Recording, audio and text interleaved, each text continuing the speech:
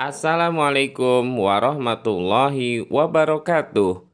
Apa kabar anak-anak soleh dan solehah? Semoga selalu dalam keadaan sehat walafiat dan dalam lindungan Allah Subhanahu wa Ta'ala. Amin. Jangan lupa untuk selalu menerapkan 5M, memakai masker, mencuci tangan dengan sabun, menjaga jarak, mengurangi mobilitas di luar rumah, dan menghindari kerumunan. Pada hari ini, kita ada pelajaran pendidikan agama Islam dan budi pekerti. Sebelum kita memulai pelajaran, marilah sama-sama kita mengangkat kedua tangan kita dan membaca doa sebelum belajar. Bismillahirrahmanirrahim.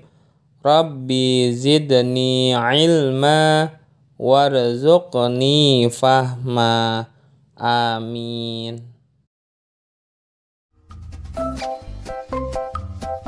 Pada pertemuan kali ini, kita masuk materi C. Pesan Quran Surat Al-Ikhlas. Tujuan pembelajaran. Setelah siswa mempelajari pelajaran hari ini, diharapkan siswa dapat memahami isi pesan Quran Surat Al-Ikhlas. Al-Ikhlas artinya memurnikan atau keesaan Allah. Surat Al-Ikhlas terdiri atas 4 ayat. Surat ini diturunkan di kota Mekah, sehingga tergolong dalam surat Makkiyah. Surat Al-Ikhlas diturunkan sesudah surat An-Nas dan merupakan surat yang ke-112 dalam Al-Quran. Nama lain surat Al-Ikhlas ada 2 macam. Yang pertama adalah Al-Ma'rifah. Mengapa dinamai surat Al-Ma'rifah? Karena surat tersebut diturunkan untuk mengenal dan mengetahui Tuhan dan sifat-sifatnya.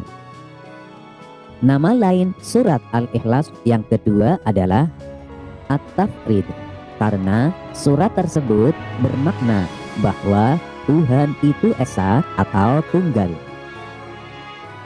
Kemudian, mengapa surat Al-Ikhlas tidak ada kata ikhlas? Karena di dalam surat tersebut dikhususkan untuk menceritakan tentang dirinya, sehingga di dalam surat ini tidak ada keterangan selain tentang Allah Subhanahu wa Ta'ala dan sifat-sifatnya.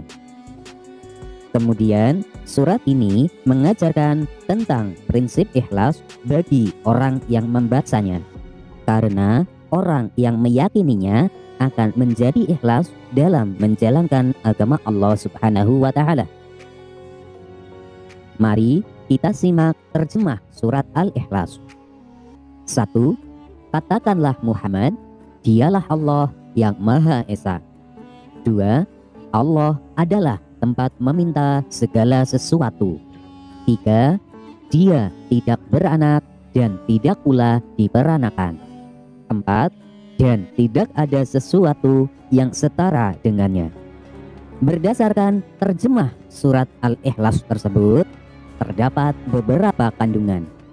Di antaranya adalah pada ayat pertama dijelaskan bahwa Allah Subhanahu wa Ta'ala adalah Maha Esa. Esa artinya satu atau tunggal, yakni tidak ada sesuatu pun selain Dia dan tidak ada sesuatu pun yang sama dengannya. Tidak ada hakikat kecuali hakikatnya, dan tidak ada wujud yang hakiki kecuali wujudnya.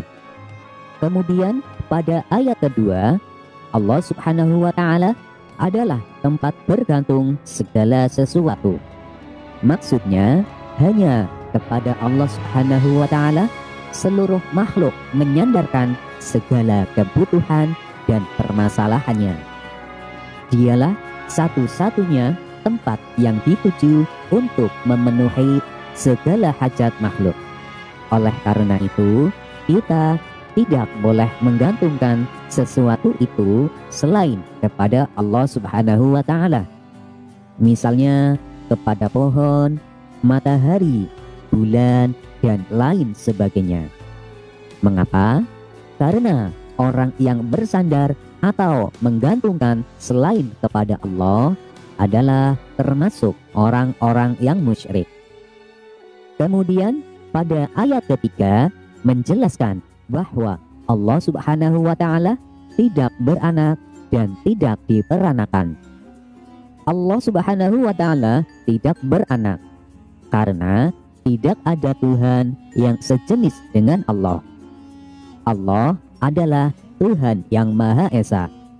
Jadi tidak mungkin Allah Subhanahu wa Ta'ala bersifat ta'adud atau berbilang, sehingga Allah Subhanahu wa Ta'ala tidak beranak. Kemudian Allah Subhanahu wa Ta'ala tidak diperanakan. Mengapa? Karena Dia Allah adalah Maha Kekal dan tidak bermula. Oleh karenanya, keyakinan orang-orang Yahudi yang mengatakan Uzair anak Allah adalah keyakinan yang batil.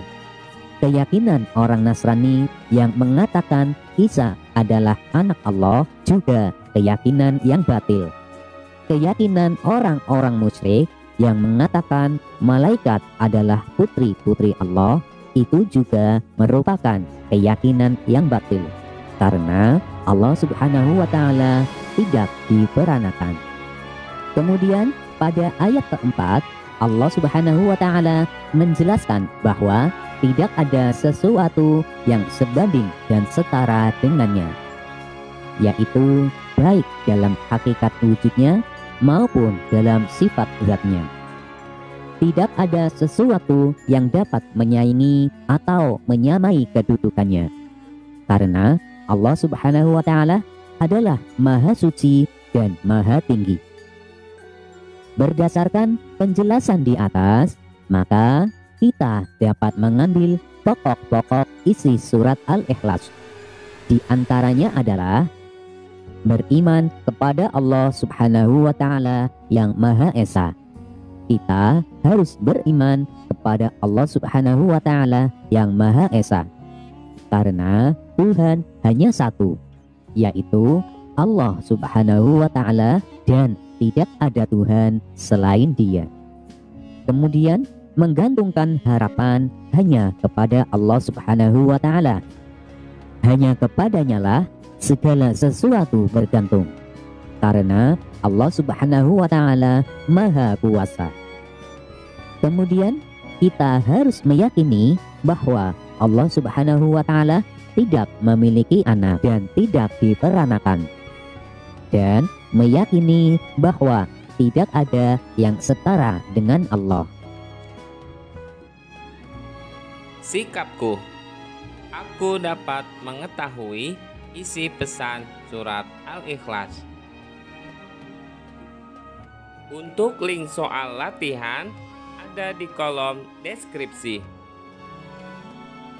Telah selesai pembelajaran kita pada kali ini. Marilah sama-sama kita tutup dengan pembacaan hamdalah.